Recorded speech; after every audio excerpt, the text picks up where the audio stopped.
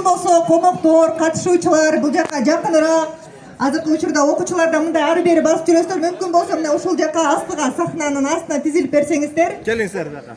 Расмий ачылышка саналуу гана секундалар калды. Келиңиздер.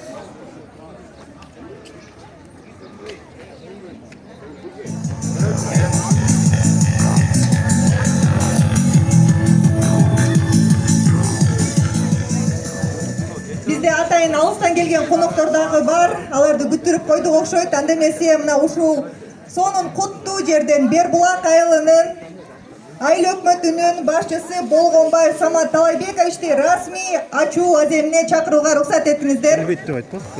Ошондой эле мына ушул мектептеги бүт бизге болгон шарттардын баардыгын түзүп берип, мына сиздерди дагы мынакей жаркын маанай тартуулоого бүт мүмкүнчүлүктөрдү арнаган мектептин директору Мамбет Иманова Гүлнара Масаралиевнаны чакырабыз.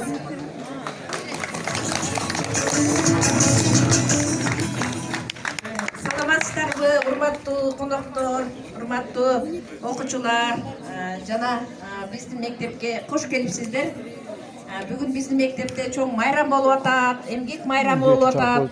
Жана бул биргелешкен өнөктөштүк майрам болуп атат. Бул жерден мына окуучулар өзлөрүнүн көндүмдөрүн калыптандырып, мастер-класстарды көрүп атышат. Ал эми кесипке багыттала албай жүргөн окуучуларыбыз бул жерден кесипке багытталат деп терең ишенебиз.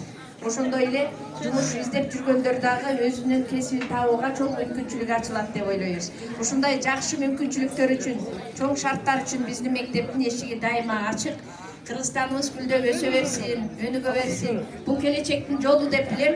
Анткени Кыргызстанда билим берүү 12 жылдыкка кетип баратат.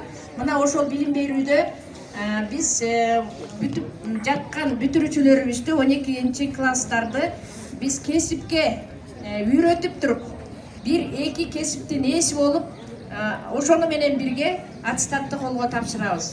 Мына бүгүн ошонун алгачкы кадамы деп дагы айткым келет.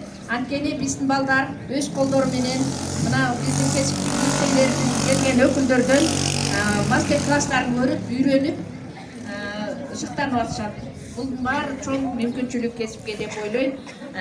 Ишиңиздер ийгиликтүү болсун. Эмне максат менен ушул жерге чогулсак, ошонун баарын Кудай кабыл кылсын.